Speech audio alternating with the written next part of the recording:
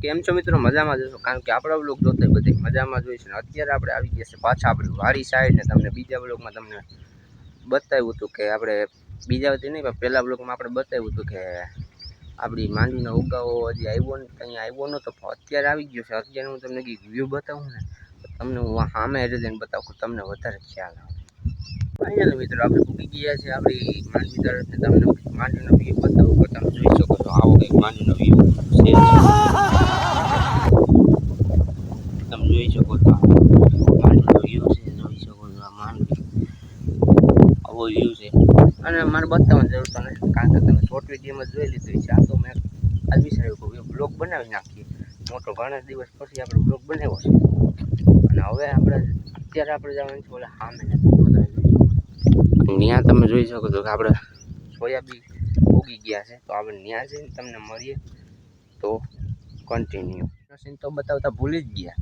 એટલે તમને કંઈક વાયનો સીન બતાવું તો તમે જોઈ શકો છો કે આ વાયનો સીન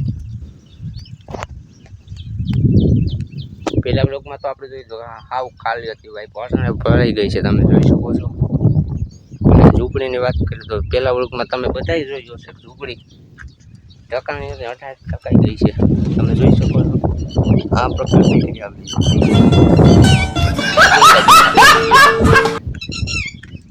તો મિત્રો આપણે રસ્તામાં જતા ને રસ્તામાં આપણે વીકન આવ્યું, તમે જોઈ શકો છો આ લાકડું. અને આપણા રસ્તામાં વીકન આવ્યું તો આપણે પોહાય નહીં. આપણે શું કરશું તમને ખબર છે? આમ કરી ટપી જઈશું.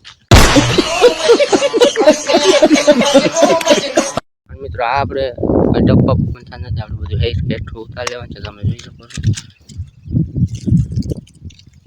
અહીં આપણે આ રાખી દઈએ અને હવે આ તો ટપી જવાય એવું જ છે. તો આપણે અહીંથી આપણે ટપી જઈએ અને હવે તમને હું કંઈક સોયાબીનનો વ્યૂ બતાવું ને તો કંઈક ઉપાડી હું તમને ને આ એટલે બધું તમને વધારે ખ્યાલ આવે.